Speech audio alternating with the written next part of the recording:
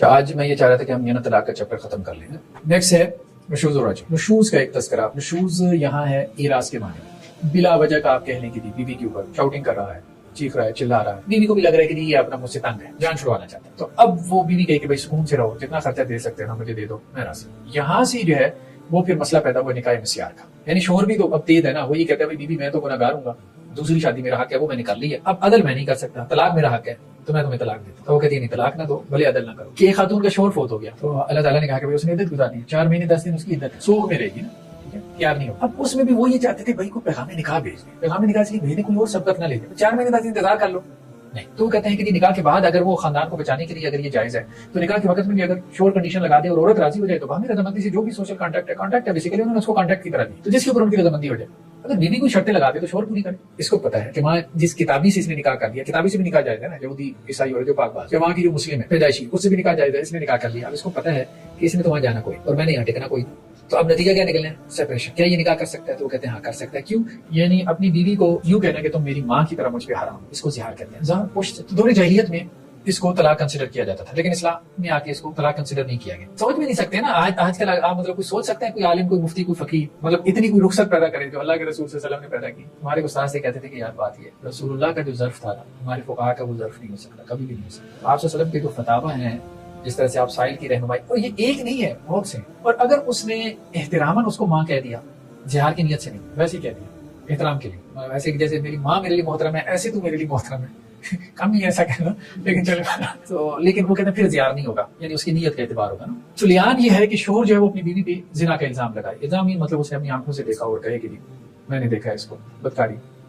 تو جنہوں نے کہا کہ یہ یمین ہے، یہ قسم ہے، تو انہوں نے کہا کہ جی لیان جو ہے نا کوئی بھی کر سکتا ہے، غلام ہو، آزاد ہو، عادل ہو، فاسق و فاجر ہو. اور جنہوں نے کہا یہ شہادت ہے، انہوں نے کہا بھائی لیان وہی کر سکتا ہے جو گواہی کا کرائٹیریا میٹ کرتا ہو. حضرت عبداللہ بن عباس ہے کہ اللہ کے نبی صلی اللہ علیہ وسلم فرمایا لیان کرنے والے جب جدا ہو جائیں تو پھر کبھی جمع نہیں ہوں گے.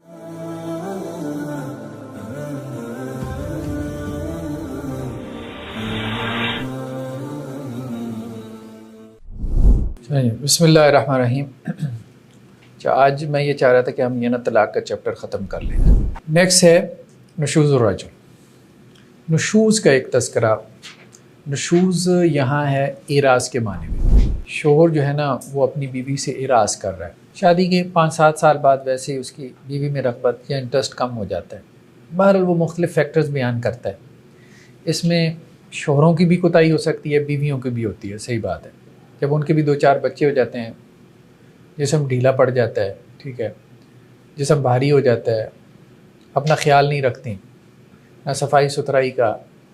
کچھ خواتین ایسی ہیں اپنے آپ کو اپڈیٹ رکھتی ہیں، بہتر رکھتی ہیں، اب ان کے شوہروں کی ان کی طرف رغبت بھی رہتی ہے، ٹھیک ہے. لیکن زیادہ تر خواتین کا معاملہ یہ ہے کہ وہ اپنے آپ کو چھوڑ دیتی ہیں. یہ چھوڑ دینا کوئی وجہ نہیں ہے کہ جی اب ہمارے بچے ہو گئے. تو بچے تو اوروں کے بھی ہوتے ہیں، لیکن انہوں نے اپنے آپ کو جو ہے وہ بعض نانی دادیاں بھی آپ دیکھیں بالکل مطلب ایسے لگتا ہے کہ انڈر 40 ہیں. تو یہ جو ہے نا معاملہ اس کو صرف شوہروں کو بلیم نہیں دیا جا سکتا، عورت کو اپنے آپ کو فٹ رکھنا چاہیے. خیر بہرحال یہاں پہ قرآن مجید کی وہ آیت لی گئے ہیں وَإِنِ امْرَأَةٌ خَافَتْ مِنْ بَعْلِهَا نُشُوزًا أَوْ إِعْرَاضًا. اور اگر کسی خاتون کو یہ اندیشہ ہو اپنے شوہر کے بارے میں نشوز کا یا اعراض کا، فلا جناح علیہما ان یصلحا بینہما صلحا. تو دونوں پہ کوئی گناہ نہیں ہے کہ آپس میں کوئی صلح صفائی سے معاملہ کر لیں. اور دیکھو صلح بہتر ہے، سیپریشن سے بہتر ہے آپس میں کوئی معاملہ طے کر لیں. اس پہ حضرت عائشہ رضی اللہ عنہا سے صحیح بخاری میں روایت ہے کہ یہ جو آیت ہے یہ اس عورت کے بارے میں، اس بیوی کے بارے میں ہے جو کسی شوہر کی زوجیت میں ہے، عقد میں ہے. اب شوہر جو ہے نا اس کے پاس زیادہ آنا جانا نہیں کرتا، بور ہو گیا، سیدھی سی بات ہے اس سے، اور چاہ رہا ہے کہ اس کو طلاق دے دے اور دوسری شادی کر لے. اب وہ یہ کہتی ہے کہ ایسا کرو کہ مجھے طلاق نہ دو، مجھے اپنے نکاح میں رکھے رکھو، دوسری شادی کرنی ہے وہ بھی کر لو، ٹھیک ہے، اور اگر میرے نان نفقے میں کمی کرنی ہے، مجھے وقت کم دینا ہے تو وہ بھی کر لو، لیکن مجھے طلاق نہ دو. تو یہ آیت اس عورت کے بارے میں جو اپنے شوہر سے طلاق نہیں چاہتی اور اس کی عوض اپنے حقوق بھی چھوڑنے کو تیار ہے. سنن ابی داؤد کی روایت ہے حضرت عائشہ رضی اللہ عنہا سے کہ سودا بنت زمع جب بوڑھی ہو گئی، مطلب ان کی عمر جو ہے وہ ڈھل گئی، تو آپ صلی اللہ علیہ وسلم نے ارادہ کیا کہ ان کو طلاق دے دیں. تو انہوں نے کہا اللہ کے رسول صلی اللہ علیہ وسلم آپ ایسا کریں، میرا جو وقت ہے، میرا جو دن ہے، وہ حضرت عائشہ رضی اللہ عنہا کو دے دیں، لیکن مجھے طلاق نہ دیں. تو اس پہ یہ قرآن مجید کی آیت نازل ہوئی، وَإِنِ امْرَأَةٌ خَافَتْ مِنْ بَعْلِهَا نُشُوزًا أَوْ إِعْرَاضًا. نشوز اور اعراض تو یہ ہے کہ شوہر توجہ نہیں کر رہا، وہ تو بات سمجھ میں آتی ہے. نشوز کا بنیادی معنی ہوتا ہے کھڑا ہونا. ذرا اس میں تھوڑی سی آپ کہہ لیں کہ جی زیادتی بھی آ سکتی ہے.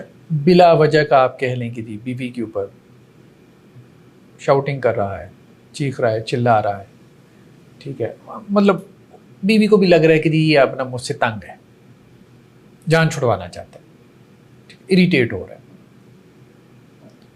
تو اب وہ بیوی کہے کہ بھائی سکون سے رہو، جتنا خرچہ دے سکتے ہو نا مجھے دے دو، میں راضی ہوں. تو یہ اگر صلح کا معاملہ کر لے تو اس میں کوئی حرج نہیں. یہاں سے جو ہے وہ پھر مسئلہ پیدا ہوا نکاح مسیار کا. یہ مغنی جو ہے یہ ابن قدامہ کمپیریٹو فقہ کی بنیادی کتاب ہے نا، المغنی ابن قدامہ کی. وہ کہتے ہیں کہ جی اگر وہ آپس میں مصالحت کر لیں نان نفقے کے اوپر یا وقت کے اوپر، دو چیزیں ہوتی ہیں نا بڑی، عورت کو وقت چاہیے یا نان نفقہ چاہیے. اب عورت نان نفقہ اپنا چھوڑ دے یا وقت چھوڑ دے تو کہتے ہیں ٹھیک ہے، اس میں کوئی حرج نہیں. بلکہ امام احمد بن حنبل سے سوال ہوا ایک آدمی کے بارے میں. شوہر یہ کہتا ہے بیوی کو، دیکھو بیوی میں گھر نہیں آ سکتا، 6 مہینے غائب رہوں گا، سفر پہ رہتا ہوں یا میرے مسائل ہیں، طلاق لینا چاہتی ہو تو دے دیتا ہوں، رہنا چاہتی ہو تو رہو. وہ کہتی ہے جی میں رہ لیتی ہوں، ٹھیک ہے، جب تمہیں سال 6 ماہ بعد بھی ٹائم ملے نا تو آ جایا کرو، مجھے کوئی مسئلہ نہیں. تو امام احمد بن حنبل کہتے ہیں کہ اگر وہ راضی ہو گئی، قد رضیت فهو جائز، تو یہ جائز ہے، کوئی حرج نہیں. سوشل کانٹیکٹ ہے نا، باہمی رضامندی سے جو مرضی طے کر لیں.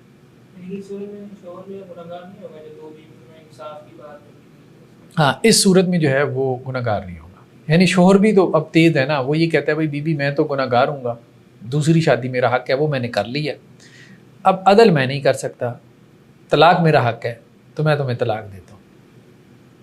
تو وہ کہتی ہے نہیں طلاق نہ دو، بھلے عدل نہ کرو، طلاق مجھے نہ دو. تو یہ جائز ہے، یہ صورت جائز ہے. دیکھیں مسئلہ یہ ہے یہاں پہ نا، ہم یہ نہیں کہہ سکتے کہ جی شوہر جو ہے نا وہ کوئی ظلم اور زیادتی کر رہا ہے. اس کو پھر سمجھنا چاہیے، سوشل کانٹیکٹ ہے. جب بیوی کھلا لے لیتی ہے، شوہر تڑپتا رہتا ہے، وہ نہیں چاہتا کھلا ہو. مجھے بتائیں نا کھلا کے سارے کیسز میں کیا ہو رہا ہے؟ جتنے ڈائیورسز کے کیسز ہیں اب اتنی جو ہے وہ کورٹ کے ذریعے سے کھلا کے کیسز ہیں. شوہر چاہ ہی نہیں رہا، کہتا ہے میرے بچہ ہے، میں مر جاؤں گا، یہ ہو جائے گا، وہ ہو جائے گا. بلکہ بعض اوقات مرد جو ہے نا وہ بیویوں سے زیادہ جذباتی ہو رہے ہوتے ہیں. اب یہی کہتے ہیں عدالتی، ہی کہتے ہیں ویمن رائٹس، اس کا رائٹ ہے رہے نہ رہے. تو بھئی یہ بھی تو ویمن کے رائٹس ہیں تو مینس کی بھی تو رائٹس ہیں نا، پھر رکھے نہ رکھے. یہاں کیوں کہتے ہو کہ جس نے زیادتی کی؟ بیسیکلی سوشل کانٹیکٹ ہے، جب چاہیں بنا لیں، جب چاہیں توڑ دیں، جب چاہیں اس میں کمپرومائز کر لیں، کیونکہ دونوں نے کانٹیکٹ کیا نا.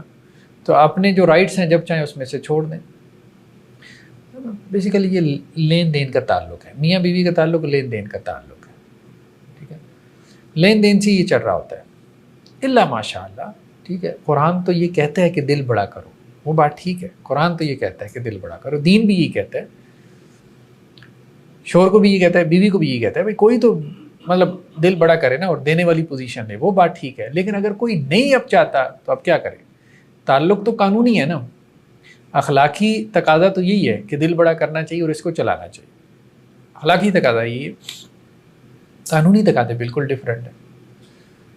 وہ پھر یہی ہے کہ بٹ ٹھیک ہے، چاہیں تو چلائیں، چاہیں تو جب چاہیں اس کو توڑ دیں. سر یہ تو شوہروں کے لیے تھوڑی سی تنبیہ ہونی چاہیے نا کہ قانونی سطح پہ تو ٹھیک ہے وہ معاملات ایسے ہی ہیں، لیکن اگر وہ اتنا ہی قانونی سطح پہ کریں گے تو اللہ کے ہاں بھی قانون اس طرح سے ہے نا کہ اگر آپ لوگوں کے معاملے میں پورا کیلکولیٹر لے کے بیٹھو گے تو آپ اللہ بھی آپ کے معاملے میں ایسے ہی کریں.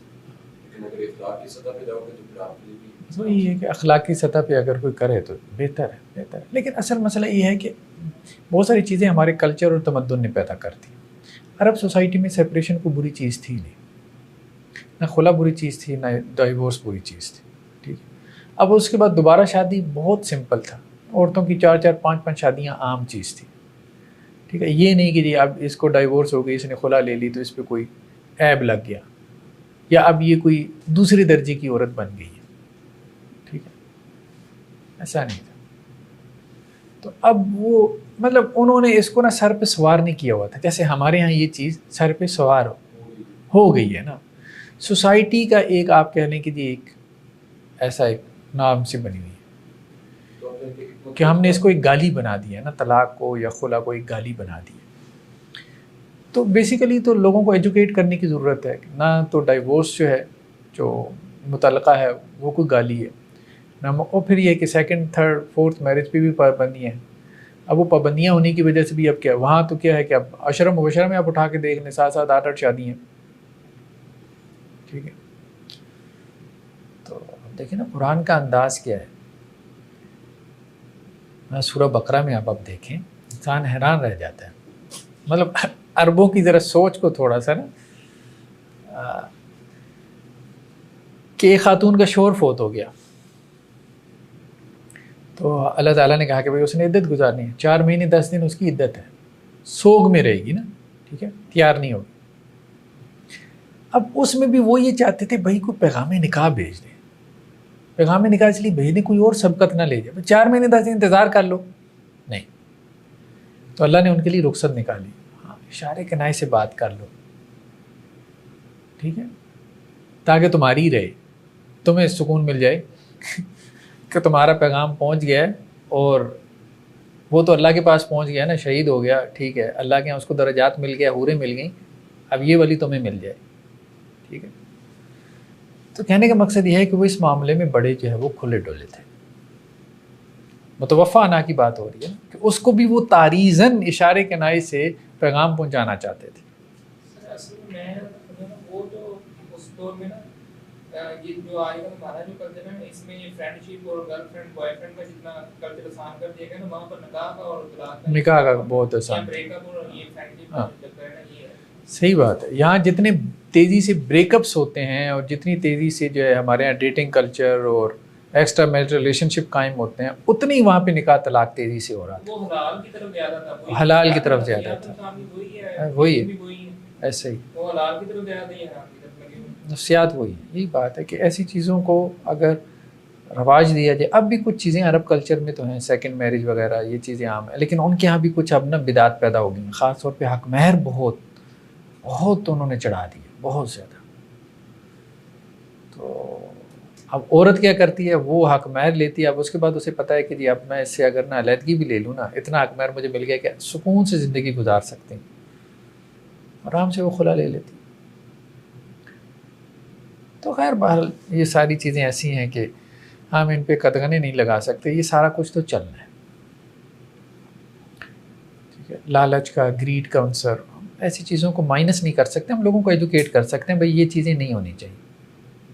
عورتوں کو بھی یہ نہیں کرنا چاہیے کہ بھاری حق مہر لیں, پھر اس کے بعد مطلب کسی بوڑھے آدمی سے یا زیادہ عمر کی مرد سے شادی کر لیں. ٹھیک ہے, وہ اس وجہ سے کہ جی چھوٹی عمر کی ہے, وہ حق مہر اس نے وہاں سے لیا اور اس کے بعد وہ اس سے خلا لی اور اس کے بعد آگے کسی نوجوان سے شادی کر لی.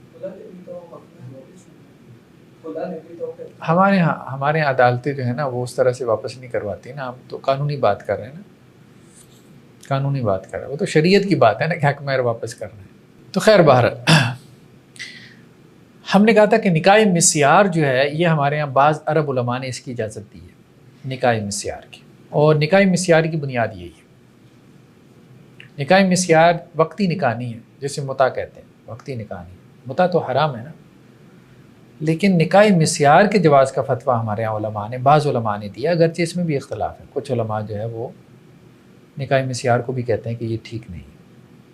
اس میں بیسیکلی یہی ہے کہ یہ نکاح تو ابدی ہے, مطلب اسی نیت کے ساتھ ہے کہ میں نے چلانا ہے, لیکن نکاح کے وقت میں شوہر یہ شرط لگا دیتا ہے کہ بھئی دیکھو بات یہ ہے کہ پہلی بیوی جتنا میں ٹائم نہیں دے سکتا, نہ ہو جیسا نان نفقہ تمہیں دے سکتا ہوں, ہاں اتنا تمہیں دے دوں گا منتھلی مثال کے طور پہ, یا اتنا وقت دے دوں گا. اس پہ راضی ہے تو وہ کہتے ہیں نکاح. اب یہ سچویشن نکاح کی بات کی ہے طلاق سے بچنے کے لیے, تو وہ کہتے ہیں کہ جی نکاح کے بعد اگر وہ خاندان کو بچانے کے لیے اگر یہ جائز ہے تو نکاح کے وقت میں بھی اگر شور کنڈیشن لگا دے اور عورت راضی ہو جائے تو باہمی رضامندی سے جو بھی سوشل کانٹیکٹ ہے بیسیکلی انہوں نے اس کو کانٹیکٹ کی طرح لیا, تو جس کے اوپر ان کی رضامندی ہو جائے. اگر بیوی کوئی شرطیں لگا دے تو شور پوری کرے. تو ہمارے یہاں فقہ حنفی میں ایک کانسیپٹ تھا نہاریات کا، ان کو نہاریات کہتے ہیں، نہار سے. ہاں وہ نہاریات یہ تھا کہ وہ یہ کہتا تھا بھائی میں رات نہیں گزارنی تمہاری طرح، پہلی بیوی کو پتہ چل جائے گا، دن میں چکر لگاؤں گا تمہارے پاس. ان کو نہاریات کہتے تھے. تو وہ کہتے تھے کہ یہ اس کا جواز ہے کہ وہ بیوی کے ساتھ شرط لگائے کہ رات تمہارے پاس نہیں آ سکتا، دن میں آؤں گا.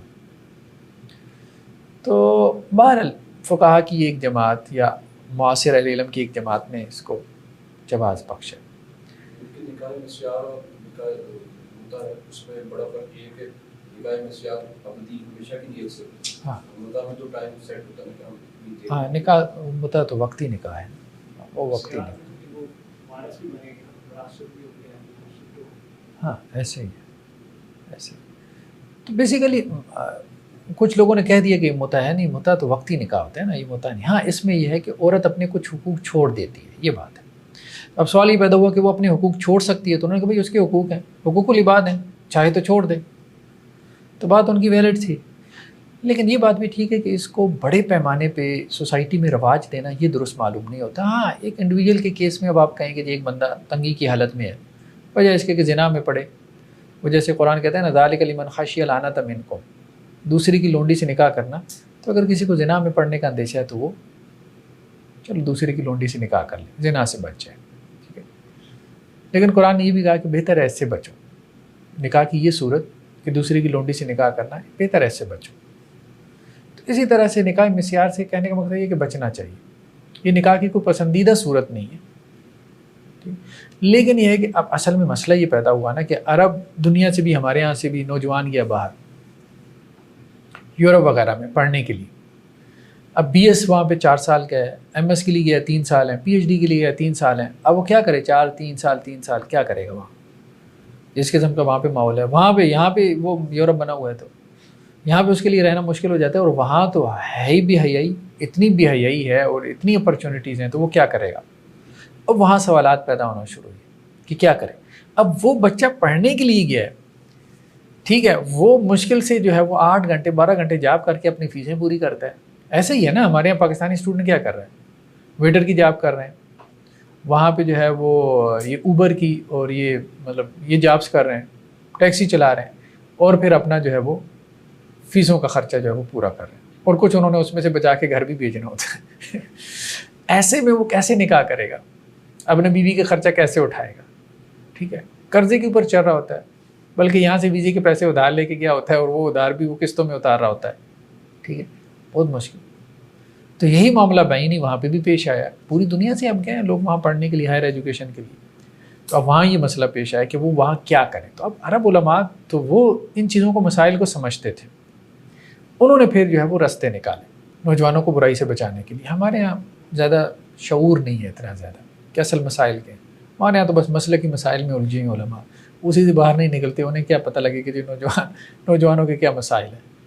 ٹھیک ہے، تو یہ بس وہ آرام سے حرام ہے بس. ٹھیک ہے، تو اس کو سائڈ پہ کر دیتے ہیں. ٹھیک ہے، کوئی نئی چیز آتی ہے بس حرام ہے. تو اب اس پہ جو ہے ڈبیٹ چلی ہمارے یہاں. پھر اس میں بعض عرب علماء نے فتاوی وغیرہ دیے. شیخ بن باز وغیرہ علیہ رحمہ کا بھی فتویٰ یہی ہے کہ اس کا جواز ہے، نکاح مسیار کا جواز ہے. وہ اس طرح سے نکاح کر لے کہ جی وہ جو لڑکی ہے وہ اپنے والدین کے گھر میں ہے، اور یہ اپنی پڑھائی کر رہا ہے. ٹھیک ہے، ان کا نکاح ہو گیا. ٹھیک ہے، اور درمیان میں وہ چلے ملتے رہے. اب اس کے بعد جب اس کی گریجویشن مکمل ہو گئی، رخصتی کر لے. تو یہ بیسیکلی جو ہے وہ ماڈل تھا جس کو انہوں نے جواز بخشا.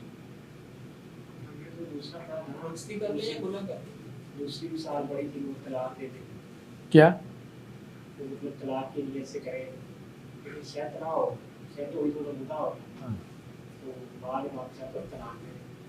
یہ بھی ایک مسئلہ پیدا ہوا، نکاح جو ہے طلاق کی نیت سے نکاح کرنا. اس کا بھی بعض عرب علماء نے جواز کا فتویٰ دیا، شیخ بن باز وغیرہ نے. یعنی وہ یہاں تک چلے گا کہ وہ بندہ جو وہاں گیا، یہاں کا اسٹوڈنٹ، مجھے بتائیں پاکستانی اسٹوڈنٹ لے لیں، عرب کو تو چھوڑیں نا. اب وہ وہاں گیا ہے، وہ 4 سال کے لیے اس کی گریجویشن ہے، اور اس نے وہاں پہ نکاح کیا، ایون کہ مسلم سے کر لیا. ٹھیک ہے، اب وہ مسلم بھی جو وہاں کی مقامی تھی، مطلب اب UK وغیرہ میں یا US میں تو کئی جنریشن سے بیٹھے ہیں نا, ٹھیک ہے, ضروری نہیں کہ پہلی جنریشن ہو. اب جو پیدائشی وہاں کی ہے وہ یہاں پاکستان میں آ کے رہے گی کبھی بھی نہیں, بہت فرق ہے, بہت ڈفرنٹ. اب اس کو پتہ ہے کہ وہاں جس کتابی سے اس نے نکاح کر دیا, کتابی سے بھی نکاح جائز ہے نا, یہودی عیسائی اور جو پاک باز ہو, یا وہاں کی جو مسلم ہے پیدائشی اس سے بھی نکاح جائز ہے, اس نے نکاح کر لیا. اب اس کو پتہ ہے کہ اس نے تو وہاں جانا کوئی نہیں اور میں نے یہاں ٹکنا کوئی نہیں, تو اب نتیجہ کیا نکلنا ہے؟ سپریشن. تو کیا یہ نکاح کر سکتا ہے؟ تو وہ کہتے ہیں ہاں کر سکتا ہے. کیوں؟ کیونکہ اس نے الفاظ میں کوئی کنڈیشن نہیں لگائی, صرف حالات ہیں نا, تو حالات تو بدل بھی سکتے ہیں نا, بدل بھی سکتے ہیں. ٹھیک ہے, تو اس طرح سے ان علماء نے جو ہے وہ مطلب کہنے کا مقصد یہ کہ نرمی پیدا کی, آرام سے بچنے کا. ہاں نرمی پیدا کی, زیادہ سختی نہیں کی تاکہ لوگ حرام سے بچیں. سختی وہاں ہی کی کہ جہاں کوئی سری نس آ گئی, ایسے متع کا مسئلہ ہے, وقتی نکاح کا مسئلہ ہے, وہاں سختی کی. زوجین کے درمیان شقاق, یہ تو خیر بہرحال بات ہو چکی. تو اس میں ایک بات سے انہوں نے کہا ہے کہ حکمین جو ہے نا, کیا وہ خاندان سے ہونے چاہیے؟ قرآن نے کہا فبعثوا حکما من اہلہ و حکما من اہلہا, ایک مرد کے خاندان سے اور ایک عورت کے خاندان سے, دونوں میں اگر زدم زدہ بڑھ جائے, اختلافات حل نہ ہو رہے ہوں میاں بیوی میں, تو ایک حکم شوہر کے خاندان سے اور ایک حکم عورت کے خاندان سے, دونوں آپس میں بیٹھ جائیں اور دونوں کے معاملات کو ڈسکس کریں, اس کے بعد جو فیصلہ کریں. لیکن یہ مستحب ہے, ریکمینڈڈ ہے کہ خاندان سے ہوں, کیونکہ خاندان والے مسائل کو زیادہ بہتر جانتے ہیں. لیکن اگر خاندان سے باہر کے بھی ہوں اور دونوں اس پہ ایگری کریں تو کوئی حرج نہیں. اور اب حکمین کا فیصلہ لاگو ہوگا, میاں بیوی کا نہیں.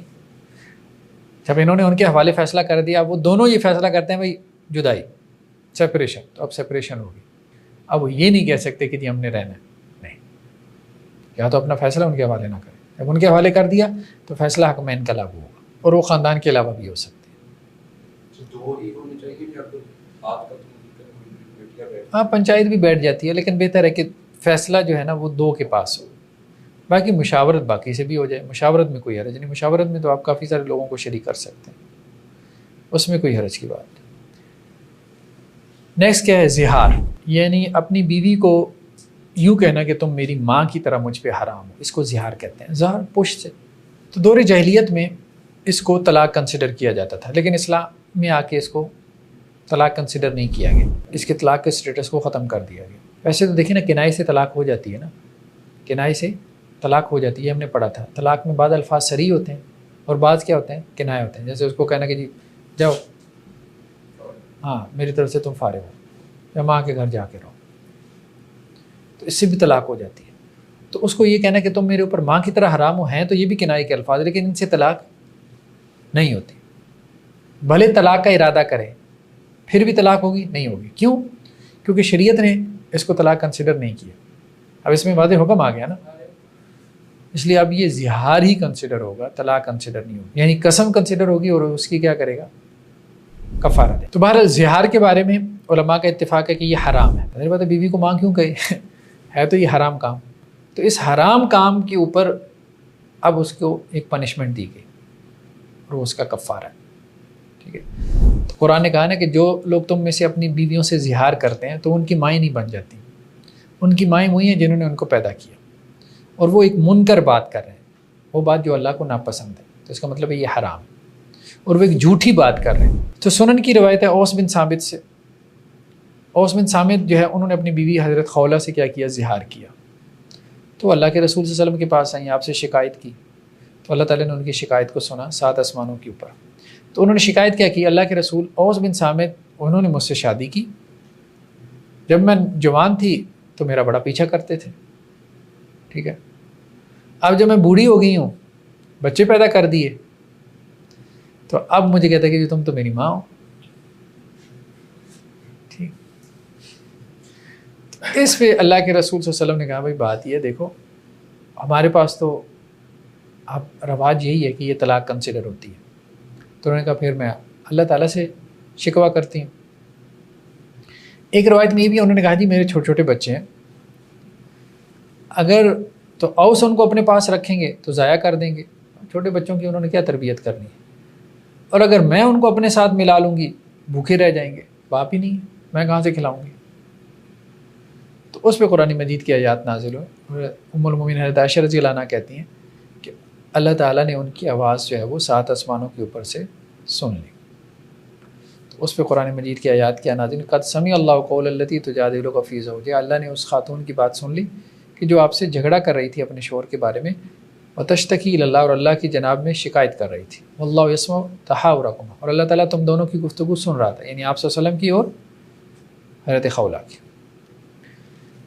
تو جب یہ آیات نازل ہوئی تو آپ صلی اللہ علیہ وسلم نے انہیں کہا کہ ایسا کریں، حضرت خولہ سے کہا کہ اپنے شوہر کو کہیں کہ ایک گردن آزاد کریں، مطلب کفارے کے طور پہ ایک گردن آزاد کریں.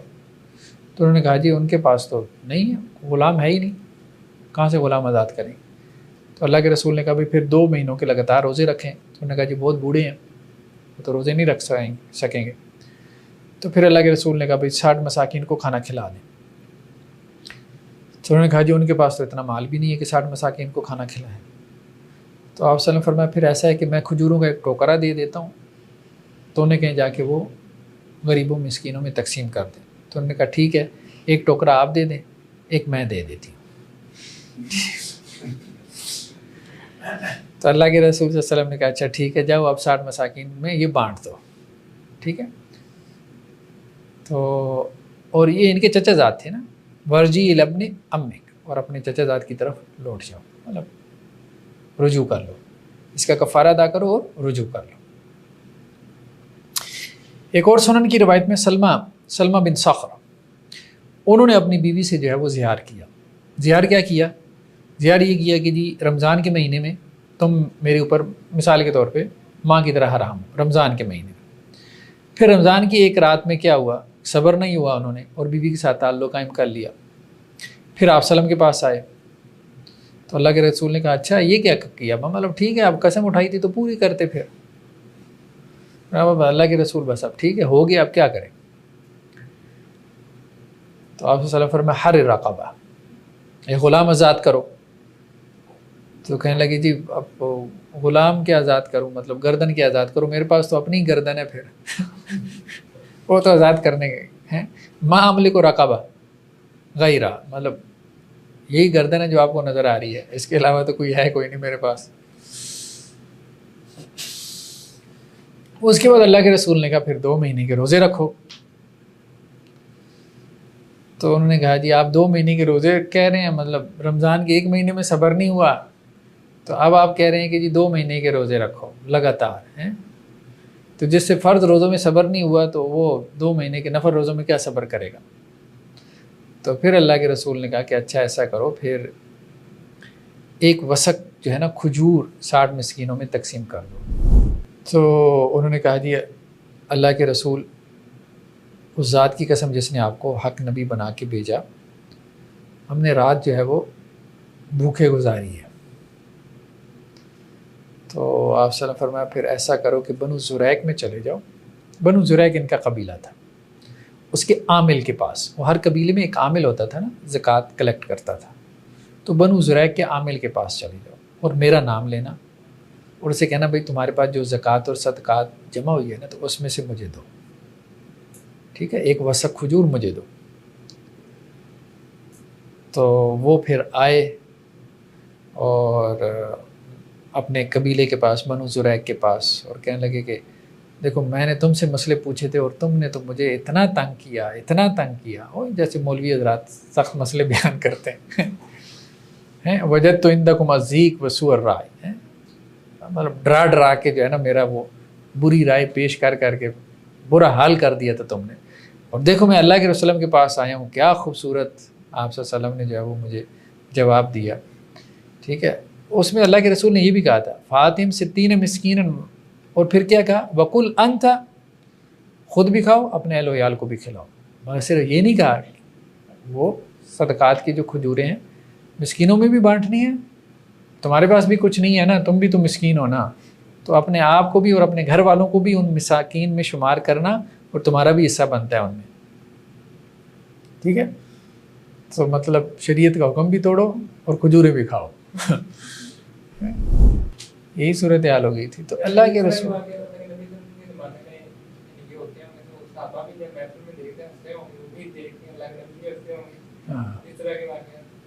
دیکھیں اللہ کے رسول صلی اللہ علیہ وسلم کی جو ڈیلنگ ہے نا، اس سے لگتا ہے کہ صحیح بات ہے، جیسے دین ایک رحمت بن جاتا تھا۔ اب اس بندے کے لیے مجھے بتاؤ، خود اس کا خوشی سے کیا اچھل کود اس کی ہو رہی ہے، ٹھیک؟ تو مطلب مسئلہ پوچھنے گیا اور کھجوریں لے کے آ گئے۔ سوچ بھی نہیں سکتے نا آج کل آپ مطلب کوئی سوچ سکتے ہیں، کوئی عالم، کوئی مفتی، کوئی فقیہ مطلب اتنی کوئی رخصت پیدا کرے جو اللہ کے رسول صلی اللہ علیہ وسلم نے پیدا کی؟ تمہارے استاد سے کہتے تھے کہ یار بات یہ ہے، رسول اللہ کا جو ظرف تھا نا، ہمارے فقہا کا وہ ظرف نہیں ہو سکتا، کبھی بھی نہیں ہو سکتا۔ تو آپ صلی اللہ علیہ وسلم کے جو فتاوی ہیں، جس طرح سے آپ سائل کی رہنمائی، اور یہ ایک نہیں ہے، بہت سے ہیں۔ جیسے دیکھیں نا حج کے موقع پہ لوگ آتے تھے، ایک ہی حج کیا نا آپ صلی اللہ علیہ وسلم نے، اور وہ حدیث ہے افعل ولا حرج، افعل ولا حرج ہے۔ کوئی آتا تھا کہتا تھا کہ جی میں نے قربانی پہلے کر دی ہے، ٹھیک ہے، اور کنکریاں بعد میں ماری ہیں، اور کوئی کہتا تھا کہ جی میں نے جو ہے وہ حلق پہلے کروا دیا، قربانی بعد میں کی ہے۔ افعل ولا حرج، افعل، جاؤ، کوئی مسئلہ نہیں، جاؤ، کوئی مسئلہ نہیں۔ تو ہمارے یہاں اب دیکھیں 150 بندہ میرے خیال میں حاجی مارا گیا ہے، یہ تو نہیں کہنا چاہیے مارا گیا ہے، بیچارے شہید ہو گئے۔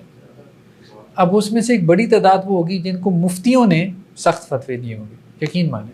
مجھ سے بہت سارے لوگ رابطے میں رہتے تھے یہ حج کے دنوں میں، اس حج میں بھی بہت سے آئی، تو میں تو ادھر میرا مزاج میں تو ویسی تھوڑی سی کیا، وہ تو کہیں گے کافی نرمی ہے، تو میں تو کہتا تھا بھائی کوئی نہیں ہو رمی جمرات۔ اب بات ہے، اب دیکھیں اتنی حبس ہے، اور پھر مکہ کی گرمی، ٹھیک ہے، اب آپ اس میں اس کو مجبور کریں جی جاؤ، تم تو بیمار نہیں ہو بھائی، اور مطلب ایک بوڑھا آدمی ہے، ظاہری بات ہے، اس نے جا کے وہاں اس کا دم ہی گھٹنا ہے، ٹھیک ہے، اب اس کو آپ نکال رہے ہو کہ جو اس گرمی میں جائے اور جا کے رمی جمار کر کے آئے، اس کے بچے ساتھ ہیں، جوان ہیں، کہے تو ان کی طرف سے بطور وکیل، بطور نائب کے رمی جمار کر لیں، اور زیادہ تر وہاں بھی ہوتا ہے نا۔ تو ہاں، تو کہنے کا مقصد یہ ہے کہ بہت ساری چیزوں میں نرمی پیدا کرنی چاہیے۔ حج آسان نہیں ہے، ایگزاسٹ ہو جاتے ہیں لوگ، ایگزاسٹ ہو جاتے ہیں، خاص طور پہ طواف زیارت کے، ایک تو رمی جمار اور دوسرے طواف زیارت کے بہت مسائل آتے ہیں۔ طواف زیارت تک بندہ بالکل، مجھے اندازہ ہے نا، مطلب ہم نے تو عین جوانی میں حج کیا نا، دیکھ سب کچھ بالکل سیدھا ہو جاتا ہے۔ جو حج کر کے آتے ہیں نا، وہ ایسے کوئی اپنا اس طرح کے شیئر بھی کرتے ہیں، بتاتے بھی نہیں ہیں، بس بعض اوقات یہ ہوتا ہے کہ کسی کو اچھا گائیڈ مل جائے، بہرحال یہ ہے، چلیں بہرحال کہنے کا مقصد یہ ہے کہ نرمیاں، اللہ کے رسول صلی اللہ علیہ وسلم نے بھی کہا نا، باقاعدہ حدیث ہے نا، یسروا ولا تعسروا، آسانی کرو، تنگی نہ کرو۔ اب یہ کس کو خطاب تھا؟ ظاہری بات ہے حضرت معاذ بن جبل کو جو گورنر بنا کے بھیجے گئے، جنہوں نے فتوے دینے تھے، اجتہاد کرنا تھا، نرمی کرنا، باقاعدہ حکم کے باوجود ڈھونڈ کے ہم سخت فتویٰ لے کے آتے ہیں، وہ سمجھتے ہیں کہ شاید تقویٰ یہی ہے، لوگوں کی جان کے ساتھ ہم کھیل جاتے ہیں، جذبات کے ساتھ اور سارا کچھ۔ اس میں بھی زیادہ بڑا جو ان کا پہلو حکومت سعودیہ کی طرف سے ریموٹ میں اتنے لوگوں کو بلاتی ہے، کیپیسٹی نہیں ہے، وہ آج لوگوں سے وہ پیسے کی خاطر اس طرح سے بھی حج کے ذریعے سے لوگ پیسے ہی کمانا چاہتے ہیں، کتنے لوگ آئے اور کمائی کے ذریعے تو کیپیسٹی ہے، منیمم ہے، اس حساب سے اللہ عالم، اللہ بہتر جانتا ہے، حکومت کی طرف سے بھی مس مینجمنٹ ہو سکتی ہے، یہ بات ٹھیک ہے، درست ہے۔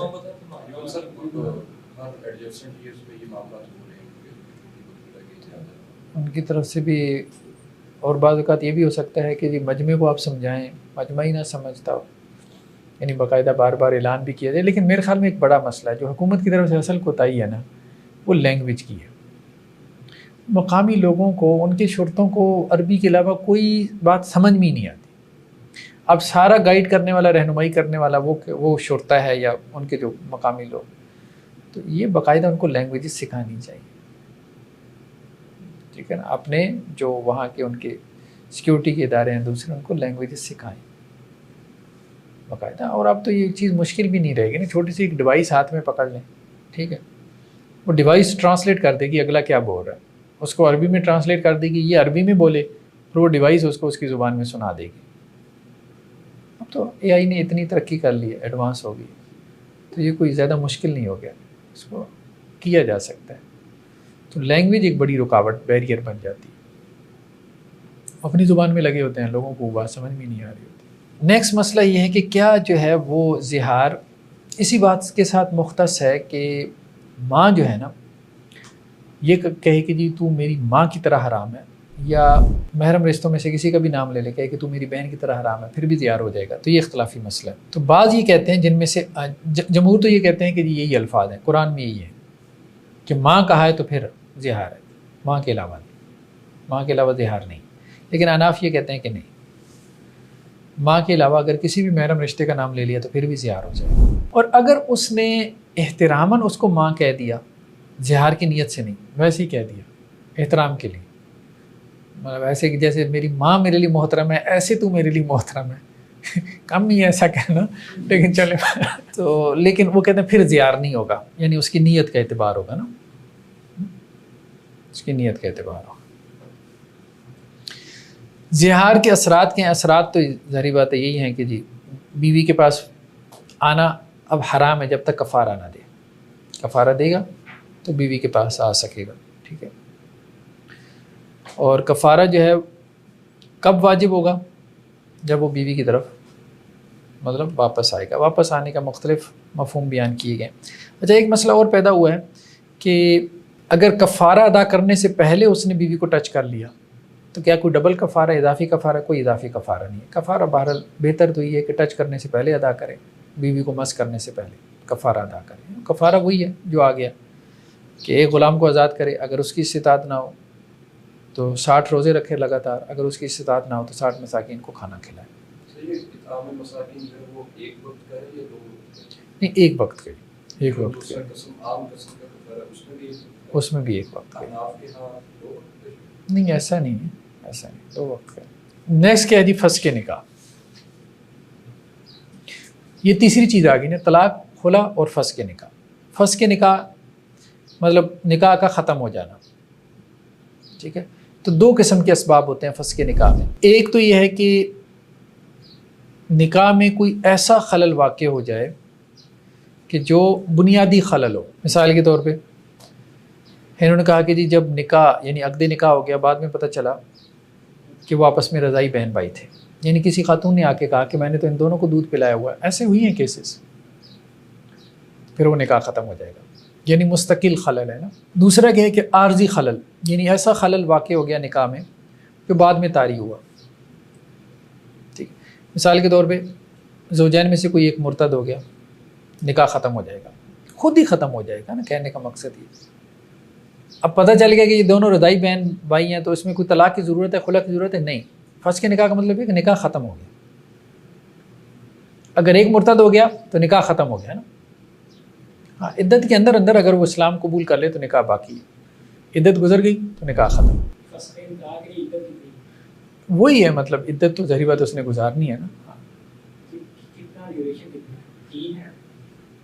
نہیں 3 حیض تو نہیں, طلاق تو ہے نہیں نا, یہ طلاق تو ہے نہیں, تو اس میں 1 حیض عدت ہے استبراء رحم کے لیے. تو بعض اہل علم نے فسخ نکاح کو بھی طلاق کنسیڈر کیا, لیکن یہ طلاق نہیں ہے. بارے میجورٹی کے نزدیک یہ طلاق نہیں. تیسری صورت, ایک تو یہ ہے کہ فسخ خود ہو جائے, تیسری صورت یہ ہے کہ فسخ جو ہے وہ قاضی کروائے, ٹھیک ہے, جج یعنی کورٹ کا جج, وہ کہے کہ جی نکاح ختم کرتا ہوں. کوئی بھی وجہ اس میں ہو سکتی ہے, بار وہ تو کیس کے اوپر ڈیپینڈ کرتا ہے. لاسٹ کیا ہے جی, لیان. لیان مطلب اس کا کانسیپٹ کیا ہے کہ شوہر اپنی بیوی کو دیکھتا ہے کہ وہ بدکاری میں ملوث ہے.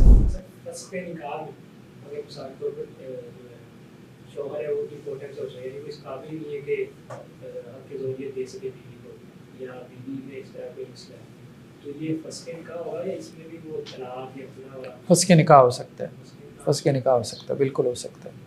یعنی شوہر میں کوئی ایسا عیب ہے جو حق کی زوجیت ادا نہیں کر سکتا, ٹھیک ہے, جیسے کہتے ہیں نامرد ہے, یا بیوی میں کوئی ایسا عیب ہے کہ شوہر جو ہے وہ مطلب بعض اوقات ایسی بیماریاں ہوتی ہیں نا, ایڈز ہے یا کوئی, جس کی وجہ سے وہ ظاہری بات ہے تعلق ہی قائم نہیں کر سکتے, میرٹل ریلیشن شپ قائم نہیں ہو سکتا, تو اس میں عدالت جو ہے وہ فسخ نکاح کروا دے, ٹھیک ہے, ایسے عیوب کی وجہ سے فسخ نکاح کروا سکتی.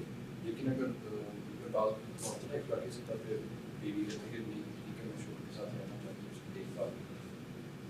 ہاں ٹھیک ہے، وہ ان کا آپس کا باہمی فیصلہ ہے. پھر تو عدالت کو اجازت نہیں پھر عدالت نہیں، ظاہر بات ہے عدالت تو تبھی کرے گی جب وہ عدالت کے پاس کیس لے کے جائیں گے. اس کے نکاح میں ہم نے یہ پڑھا نا کہ عدالت کو از خود اختیار ہو. نہیں عدالت کو اسی وقت ہوتا ہے کہ جب وہ عدالت کے پاس جاتے ہیں، ورنہ تو پرسنل میٹر ہے نا. یہ ارتداد کے معاملے میں ہاں ارتداد کا معاملہ تو ذرا ڈیفرنٹ ہے، وہ تو پبلک ہو جاتا ہے نا معاملہ، وہ تو پبلک ہو جاتا ہے. تو لیان یہ ہے کہ شوہر جو ہے وہ اپنی بیوی پہ زنا کا الزام لگائے. الزام مین مطلب اس نے اپنی آنکھوں سے دیکھا اور کہے کہ جی میں نے دیکھا ہے اس کو بدکاری.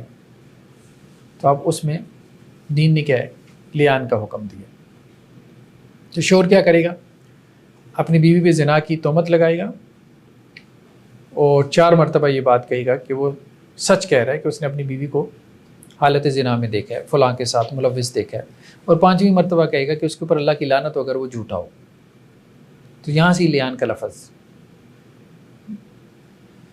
ٹھیک ہے، مفعلہ سے ہوگا نا، یہ لعن یلعن ملعنہ ولیان مصدر بن جائے گا نا، ایک دوسرے پہ لعن طعن کرنا. اب اس کے جواب میں بیوی کیا کرے گی؟ وہ 4 مرتبہ جھٹلائے گی اپنے شوہر کو کہ یہ جھوٹ بول رہا ہے، میرے اوپر جھوٹا الزام لگا رہا ہے اور یہ جھوٹا ہے. اور 5ویں مرتبہ کہے گی کہ میرے اوپر اللہ کا غضب ہو اگر یہ سچا ہو. تو یہاں جو واقعہ بیان کرتے ہیں وہ واقعہ کیا ہے؟ صحیح بخاری میں حضرت عبداللہ بن عباس سے روایت ہے کہ ایک صحابی ہلال بن امیہ وہ اللہ کے رسول صلی اللہ علیہ وسلم کے پاس آئے اور کہنے لگے کہ جی میں نے فلاں کو شریک بن صحما کو دیکھا ہے، وہ میری بیوی کے ساتھ ملوث تھا. تو آپ وسلم فرمایا 4 گواہ لے کے آؤ ورنہ تمہارے اوپر حد قذف جاری ہوگی، 80 کوڑے تمہیں پڑیں گے. تو انہوں نے کہا اللہ کے رسول صلی اللہ علیہ وسلم یہ کیا بات ہے؟ مطلب کوئی اپنی بیوی کو دیکھے کہ وہ کسی اور مرد کے ساتھ ہے اور اب وہ باہر گلی میں نکل کے 4 گواہ لے کے آئے، تلاش کرے پہلے. تو آپ وسلم فرمایا نہیں، بات یہ ہے کہ یہ الزام بھی ہو سکتا ہے تو تمہیں 4 گواہ لانے پڑیں گے ورنہ تمہارے پر حد قذف جاری ہوگی. تو وہ خاموش ہو گئے، کہنے لگے کہ اللہ تعالیٰ اس میں کوئی حکم نازل کر دے گا. تو پھر اللہ تعالیٰ نے یہ آیات نازل کی کہ جو لوگ اپنی بیویوں کے اوپر تہمت لگاتے ہیں ولم یکن لہم شہداء، اور ان کے پاس گواہ نہ ہو، الا انفسہم، مگر وہ خود ہی گواہ ہیں، فشہادت احدہم 4 شہادات باللہ، تو وہ 4 گواہیاں دیں گے، 4 گواہیاں دیں گے. ٹھیک ہے، 4 مرتبہ کہ وہ سچے ہیں، انہ لمن الصادقین. اور 5ویں مرتبہ کیا کہیں گے؟ لعنت اللہ علیہ ان کان من الکاذبین، کہ اس کے اوپر اللہ کی لعنت ہو اگر وہ جھوٹا ہو. وَيَدْرَوْ أَنَّ الْعَذَابَ، اور اس عورت سے بھی زنا کی حد ٹل جائے گی اگر وہ عورت گواہی دے ان تشہد 4 شہادات باللہ انہ لمن الکاذبین، کہ اس کا شوہر جھوٹا ہے، 4 مرتبہ وہ گواہی دے. والخامسہ، اور 5ویں مرتبہ وہ عورت کے ان غضب اللہ علیہ ان کان من الصادقین، اگر اس کا شوہر سچا ہو تو وہ مغضوب ہو، یعنی اس کے اوپر اللہ کا غضب ہو. تو اللہ کے نبی صلی اللہ علیہ وسلم نے کیا کیا کہ اس کی بیوی کو بلوا لیا اور حضرت ہلال بھی آ گیا، بیوی بھی آ گئی. تو حضرت ہلال نے پہلے گواہی دی. ٹھیک ہے، تو آپ صلی اللہ علیہ وسلم نے انہیں بلکہ سمجھایا بھی، دیکھو تم میں سے ایک جھوٹا ہے، کوئی ایک تو جھوٹا ہے نا میاں بیوی میں سے، تو توبہ کر لو. لیکن بہرحال حضرت ہلال نے بھی گواہی دے دی اور بیوی نے بھی دے دی. البتہ یہ بات روایت میں آتی ہے کہ 5ویں مرتبہ جب وہ بولنے لگی نا بیوی، تو قوم کے لوگوں نے اسے اشارہ کیا، اسے روکا. اور شاید ان کو کوئی اس کی کرپشن کا اندازہ ہوگا، اس کے خاندان فیملی کو. ٹھیک ہے، خاندان والوں کو اندازہ ہوتا ہے کہ کیسا کریکٹر ہے. تو وہ اس جو خاتون تھی نا، اس کی خاندان والوں نے اس کو روکا اور کیا کہا؟ انہا الموجبہ، دیکھو یہ 5ویں مرتبہ ہے، جہنم واجب ہو جائے گی. تو حضرت عبداللہ بن عباس کہتے ہیں کہ وہ عورت رک گئی، اٹک گئی. ٹھیک ہے، اور کچھ دیر کے لیے خاموش بھی ہو گئی، یہاں تک کہ ہمیں یہ گمان لگا کہ اب یہ مان جائے گی کہ مجھ سے بدکاری ہوئی ہے. لیکن اس کے بعد اس نے کہا کہ نہیں، میں اپنی قوم کو رسوا نہیں کروں گی. اور اس نے 5ویں مرتبہ بھی یہ بات کہہ دی کہ میرے اوپر اللہ کا غضب ہو. ٹھیک ہے، اگر یہ میرا شوہر سچا ہے تو اس پہ اللہ کے رسول صلی اللہ علیہ وسلم نے کہا کہ اس کے بچے کو دیکھو، جب اس کا بچہ پیدا ہو تو اس کے بچے کو دیکھو.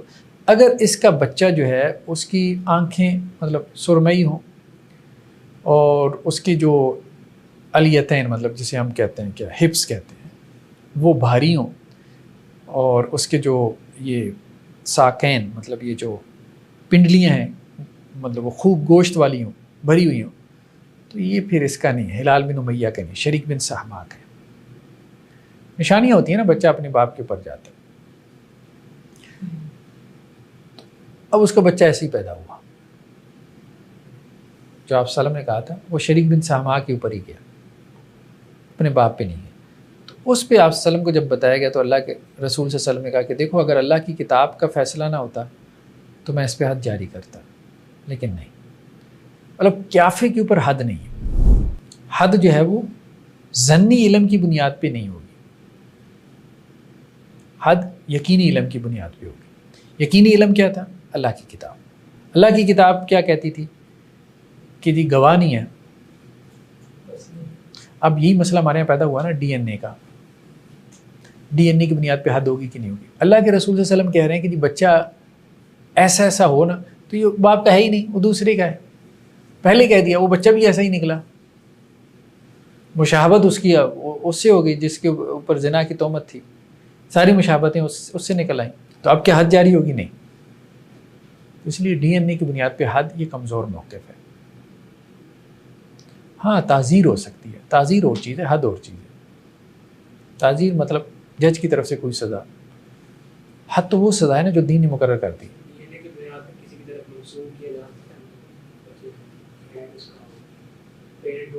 نہیں، دیکھیں یہاں پہ بھی اللہ کے رسول نے منسوب نہیں کیا، اس لیے کہا کہ الولد للفراش، جس کے بستر پہ پیدا ہوا نا اس کی طرف نسبت ہوگی۔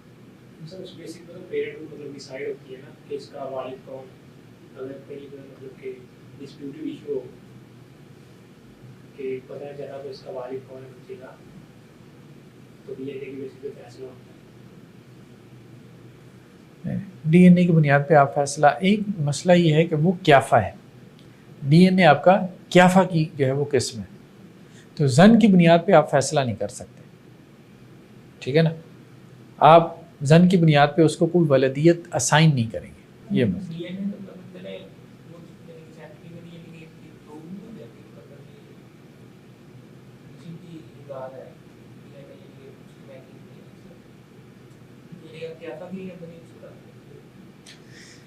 دیکھیں بات یہ ہے کہ سائنٹیفکلی کیا مطلب اس مسئلے میں اور اس میں ڈی این اے میں کیا فرق ہے، پہلے تو فرق ہم دیکھیں نا، ہاں اس میں اور اس میں کیا مثال کے طور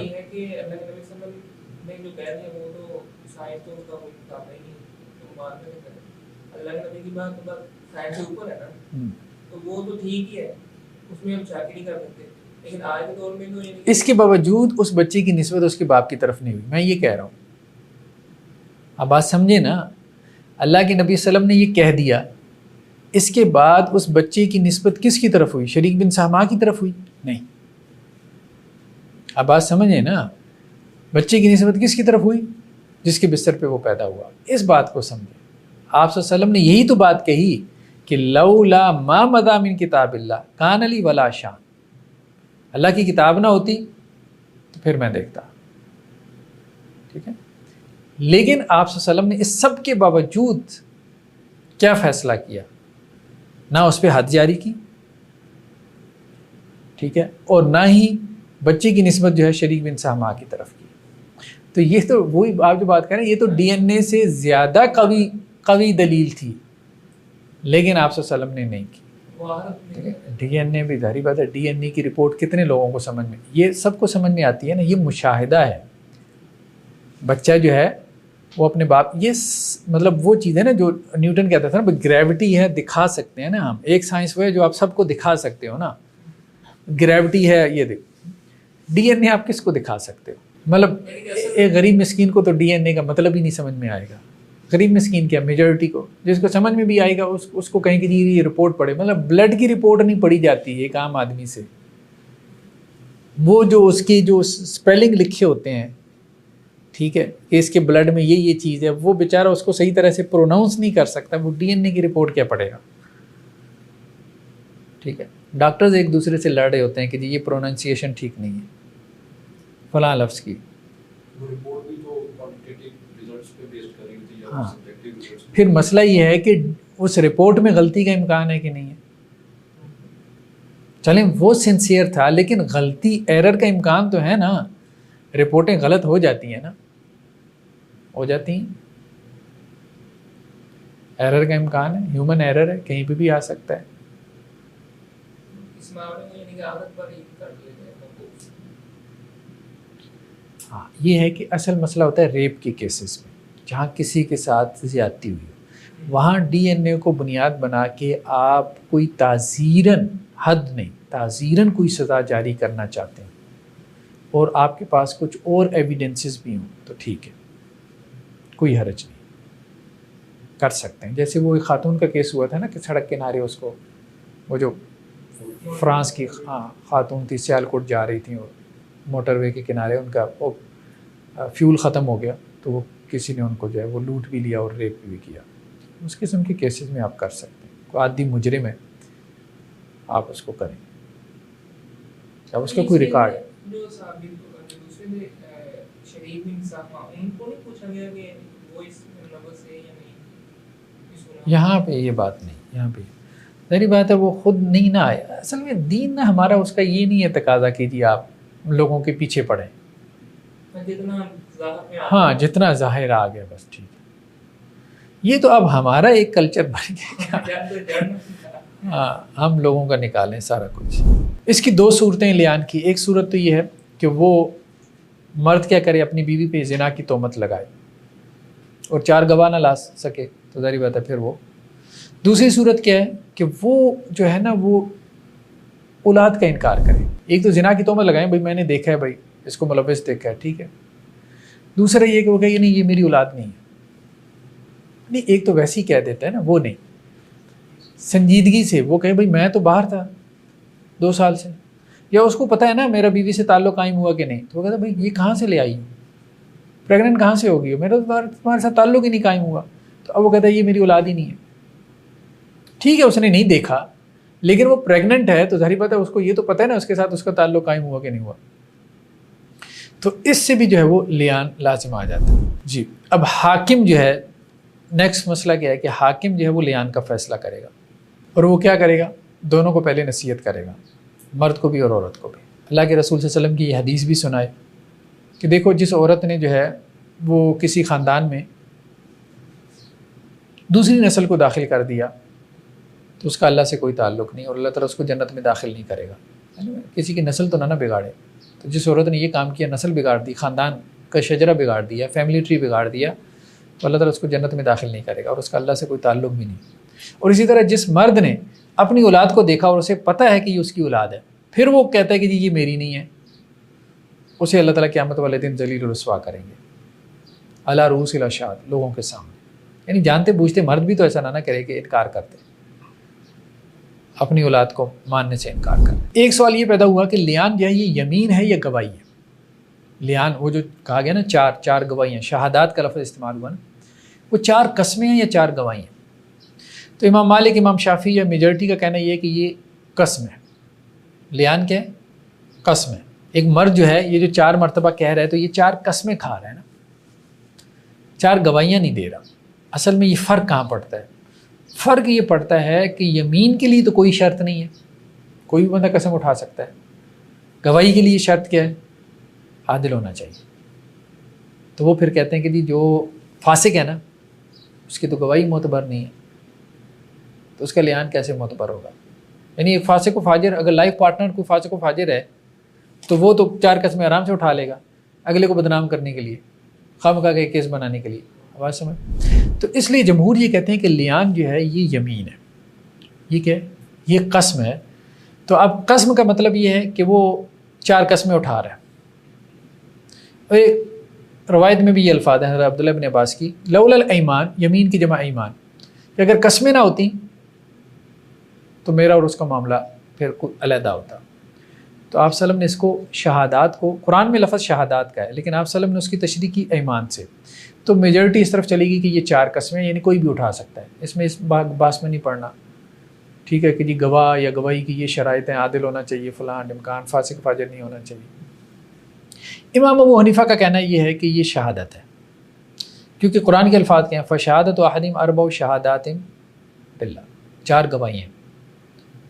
ٹھیک ہے، کیونکہ ایک روایت میں یہ بھی الفاظ ہیں کہ حضرت ہلال آئے فشاہدہ، انہوں نے گواہی دی، ثم قامت فشاہدت، پھر عورت کھڑی اور پھر اس نے گواہی دی. اب بعض اوقات روایت بالمعنی بھی ہوتی ہے.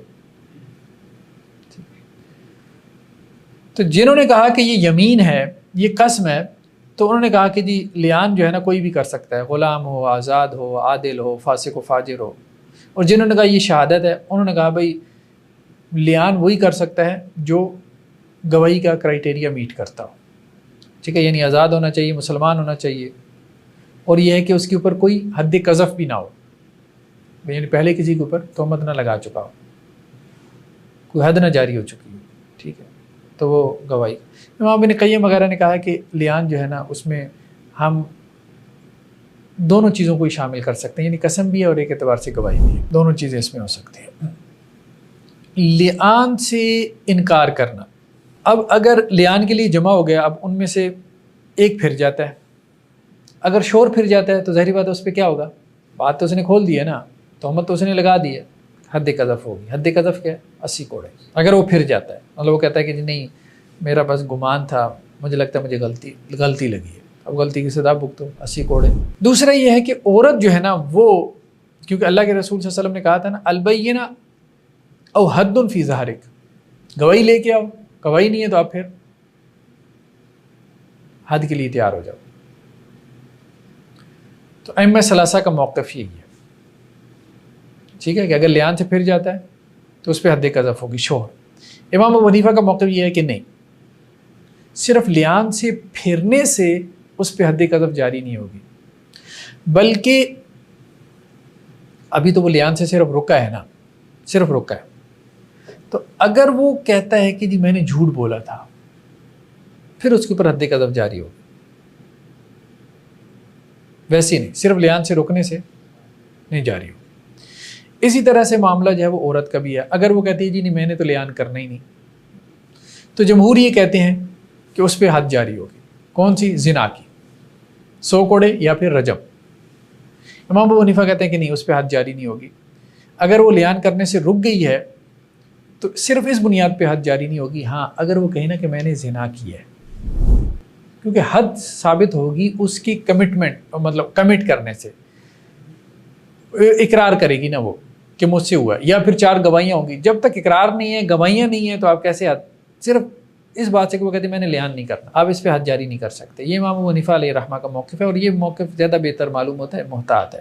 حدود کا مسئلہ ہے نا، حدود کو شبہات کی وجہ سے دور کیا جاتا ہے. لیان کرنے والوں میں تفریق، اب ظاہر بات ہے جب انہوں نے لیان کر دیا تو اب دونوں میں کیا ہے، تفریق کروا دی جائے گی، دونوں میں علیحدگی کروا دی جائے گی. اب وہ دوبارہ جمع نہیں ہو سکتے.